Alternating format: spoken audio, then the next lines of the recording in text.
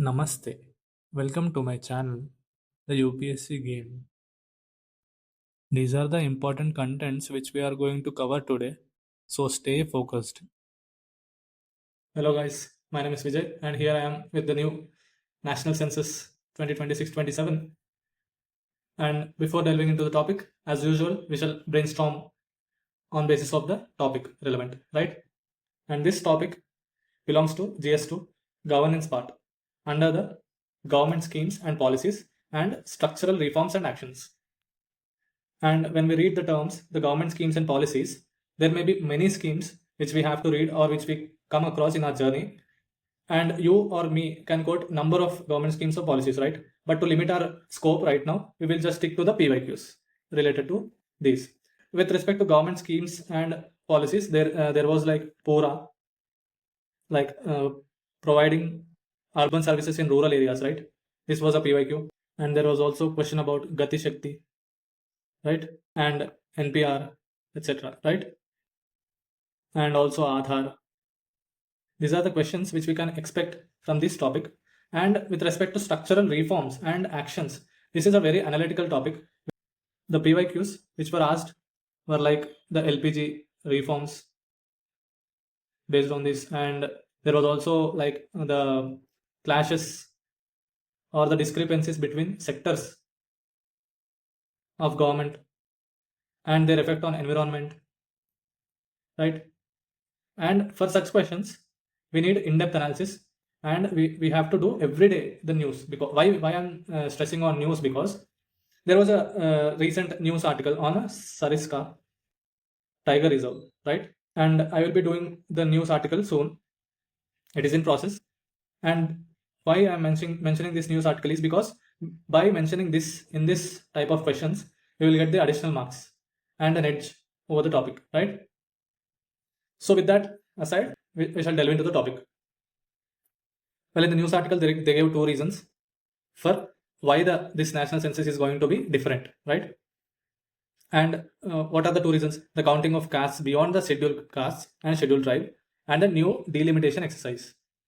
And as we remind ourselves, the first according to 1976 census, it was halted till 2001, right? And in 2001, after expiring of that, in 2002, it was halted till 2026. And it was like after the next census, after 2026, should be the case, right? That is 2031. But what our government did, it just halted, citing the reason of COVID. And it is doing 2021 census in 2026 itself, right? This is the background of it. And many of you might have already known it, right? And census taken after year. This is what I have told right now. And when we say the uniqueness of this national census, that is the caste census is included in it. The last nationwide caste census has happened in 1931, and the coming census will end the strategical anonymity, so-called upper castes, right? Upper caste means in every, like SCs or STs, there are upper castes benefiting disproportionately from state-sponsored development, right? And why would this act, like doing this national census and caste census, is so much decisive? Because it is the alternative facts are being formed in response to inconvenient facts, right? There were only some castes or classes being benefited under SCs or STs or some or other classes. But here we are forming some data. And what does the census do here? That is, it gives a snapshot of the country's population. That is, you have to remember these 3 dates. That is the March 1st, February, and October 1st too. There will be 2 dates, different for different phases, right? And the census would be conducted in 2 phases. You have to remember this. And that is the house listing and population count. First, the house listing will be done. That is the first phase. And the population count will be done from the February of 2027, right? And remember here only, the house listing is much more tedious process, and it takes more time than the population count, right? See here, they gave 5 to 6 months for house listing and only 1 month completed in a month for population count, right? Why am I stressing on each point is because we have to understand the in general things. Why? Because if we miss all these common points, we will lose the context or the essence of the topic where the UPSC tricks are mined. In the prelims or the mains also you need some or the other data or facts, right? And there is this exception for hill areas, that is for every other area it will be taking the count of on an average of March 1st 2027, right? But for hill areas it would be October 1st 2026, right? Hill areas means all the Himalayan states mostly. Then after knowing that about National Census 2026, the first question is the basic question we have to get is, what is census, right? What they do in census, right? Well, most of you know that it is a decennial exercise of collecting comprehensive demographic. See this. You have to stress these terms: demographic, social, and economic data, right? And it is conducted under the Census Act 1948, Office of Registrar General and Census Commissioner, that is under the Ministry of Home Affairs. This is very important, and you have to just tag this census to Amit Shah, right? Just tag Amit Shah. Think in your mind, just imagine in your mind that Amit Shah will be coming to your home and just asking you about the census data, right? It is that simple. You will not confuse if you think like that, right? India's first census was 1872, was conducted in 18. I think it is mostly during the Lord Mayo, right? And if this year it would be, I think it is 15th one, I think, from the first one, and after independence it would be 7th one, I think. Once recheck this fact and text it in comment sections, right? Yeah, this already I have told it. Due to the COVID-19 they have delayed it, but there may be more agendas behind. Well, for the uses of the making the census, why do we make census, right? It gives evidence-based policy making and resource allocation, planning of welfare schemes, and political representation too. You have to remember all these dimensions, because when you remember this point, you will just revise the polity, right? The reservations for SCs, STs, and women, all this comes, right? And minorities, everything. And for the policy making, it will be the data for poverty, right?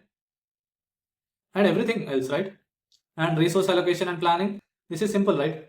The PDS, public distribution system, right? And the uniqueness of this census is another uniqueness. The first is the caste census is included, and second is the first digital census, enabling a self-enumeration via mobile app, right? And here the negatives is that there will be many transparency issues here, because self-enumeration via mobile app, that is really a very tasking thing to be very transparent here, because in Aadhaar itself there are evidences that a single person have 80 Aadhaar cards, right? We have to think about all those when you read such terms, right? This is what your analysis makes in your mind and your perspective, right? You need not write all these in the exam, but think of it. Just only reading books doesn't give anything, right? Well, after knowing the what is census, what kind of data will be published? Published is important, because they may collect some other data, but they may not publish every data, right? They may not. Well, for the published data, the demographics will be, of course, published: age, sex, marital status, and family size, socio-cultural, religion, language, literacy, and education, economic, occupation, income, employment types. And when we read this socio-cultural and religion, we can easily think of that the Hindus, Muslims, this conflict can be risen again or consolidated, because many argue that Muslim population is on rise. That is the situation, right? So this data may show us more realities, right? With respect to economic, occupation, income, employment type, housing, with respect to housing, type of dwelling, amenities, sanitation, drinking water, this is very comprehensive, right? Migration, that is place of birth, residence, reasons for migration, reasons too, right? Disability, nature, type, support, access, right? If in the prelims exam, if they ask about you that something is also taken in the census, you have to most probably go with it. There are very much wide range of things being taken, right? So we can just go with it in the prelims if they ask, right? And they also collect disabilities also, and their nature too, and digital inclusion, internet access will also be taken account, right? Well, for the past census data, we already know. You may have already imprinted it on your brain also. That is the 121 crore and 74 literacy and urbanization 31, right? And guys, there are some terms you have to remember next time when you read the caste census or census, right? There are three terms. That is the census, the caste census, the socio-economic caste census, right? These three terms are different, and we shall know about it, right? Every 10 years the census will be happened, right? And it is just a comprehensive enumeration of population without caste, that is, right? And caste census seeks data on all castes and not just SCs or STs, right? And the socioeconomic and caste census 2011 collected caste data, but government didn't publish. See, they may not publish the full results, citing the accuracy concerns. And key differences: the census is demographic focus, caste census is social stratification, and socioeconomic caste census is socioeconomic deprivation plus caste. Right? These three are different. So you have to understand it. And in 2023-24, many states, example Bihar, began their own caste census. States have done it. India also done it before independence, right? Service, national, like that.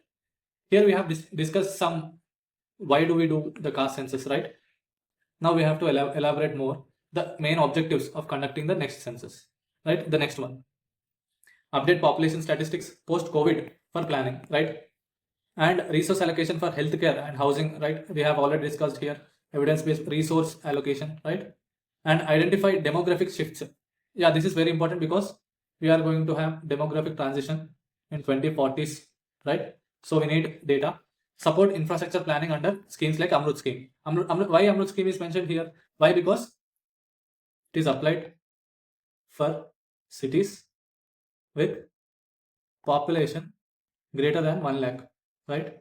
Basically this is one, but the government will select it, the cities. Next, prepare for delimitation based. This could be the example here. You have to write this point and you have to frame this example, right? And next, the preparation for delimitation based on latest population figures and enhance governance via digital platforms using geotagged data. Geotagging is important. You have to mention these two in the answers. All these important terms should be in your answer, and that makes your answer unique, and more marks will be fetched. Next, introduce new indicators like digital literacy and urban rural internet penetration, right? Well, when we discuss the census, the popular commotion about it is that the south versus the north, where the south is like have much more achievements in population control than the north, so they will lose the size in the Lok Sabha, right? How could the upcoming census affect political representation in states, right? The delimitation in Lok Sabha and Assembly seats is based on population data, right? We know that. And delimitation has been frozen till 2001 under 42nd. We already revised it, right? Later extended to in 2002, right? And post 2026, next census will likely be the next basis for the, we already know that, right? The southern states, Tamil Nadu, Kerala, AP, may lose relative representation due to lower fertility, and northern states, UP, Bihar, may gain more seats due to the higher population growth. And this could alter federal balance and lead political tensions. This is what I have talked about. And over representation versus population control, right? Well, when you will be asked about significance of delimitation in Lok Sabha elections, it will be mostly the same points. But the fact you have to remember is that Delimitation Commission was last in 2002 and is constituted constitutional body under Article 82. You have to remember this, right? And the caste census effect on government policies will be can help in tailor affirmative action policies based on actual caste-wise data, right?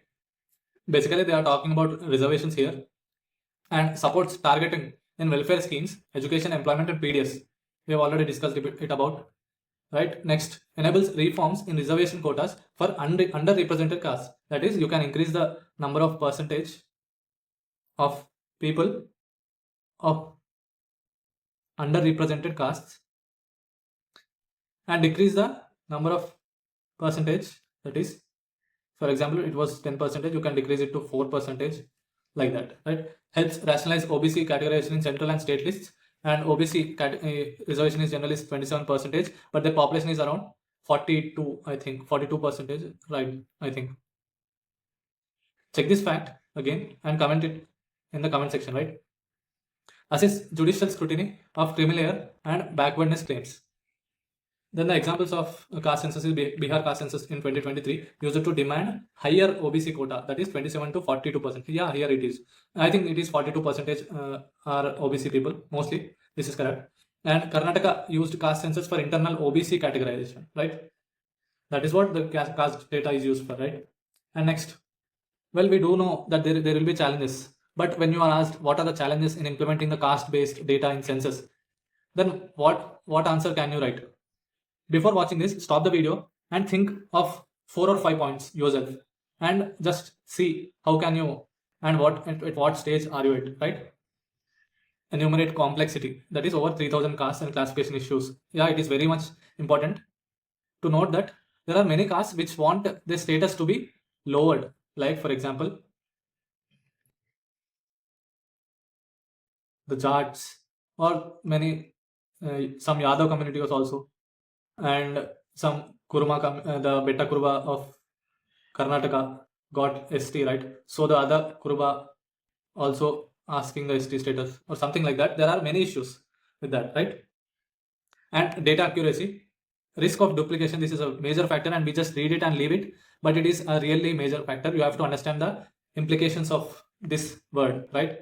So you will remember it. Risk of duplication and misreporting. Yeah, if you read this term, you can easily identify with an example that many SCs are converted Christians, right? But in their certificates, they will be just Hindus. Why? Because only Hindus can get SC status, not the Christians, right? This is misreporting and politicization. Politicization is that some castes may just rise the social tensions based on the data that they got misrepresented or something like that, right? And social tensions may also be raised. Identity assertion may intensify caste politics. And the data accuracy is also very important, and risk of duplication, misrepresentation, and politicization is very important, and give importance to these terms. And social, with respect to social tensions, the identity assertions may intensify caste politics. And administrative burden, training, digitization, verification cost. Think about it. The elections is a very complex process, right? And this one is more complex than that. And legal hurdles, 2011 socioeconomic caste census data was never officially released due to errors, right? They turned errors, but there may be other reasons too. So with respect to errors, there is a possibility that this census may also not be published. And central reluctance, center has resisted full scale caste census. That is what it is, the India. That is they fear the social unrest and demands for quota revisions, right? And states like Bihar, Odisha, and Madhya Pradesh, remember these three states, the mob states, Maharashtra, Odisha, and Bihar, mob states, right, have begun own service, right? With that, we end this topic today. I hope you understand this topic in depth. And if you have any queries, go to my website and you can have the support section there. Fill the details so that I will reply there, okay? Or just comment in the comment section below. And do visit my website. It is very helpful, and you can download this PDF right there, okay? Jai Hind. Guys, remember, we are doing a minimum of 7 questions on each topic. That is the 7 mains questions, while also covering the prelims bits, right, for each topic. That means you will get a minimum of 4 to 5 current affairs per day, and 7 5s are, what is the number you will get? That is, you will daily do 35 questions. On an average basis, you will do 35 questions in just, each video will be about 20 to 25 minutes, and you will be doing 4 to 5, that is 1.5 or 2 hours, right? In these 2 hours, you will do all the 35 questions, that is mains and the prelims bits. See the difference if you do that a whole month, a whole year. Understand that consistency is very much important. So do not miss this, or do not stop watching this series, because many may think they may have less time for current affairs, but remember, we are also revising the static too. Static parts are being revised every time for every topic, and we are doing mains questions and prelims bits, right? So it is a very comprehensive study. So be on the journey with high focus, and every day you have to read a minimum of 10 hours with high productivity, not just sitting in front of the books, right? Then all the best. कृतज्ञाहम्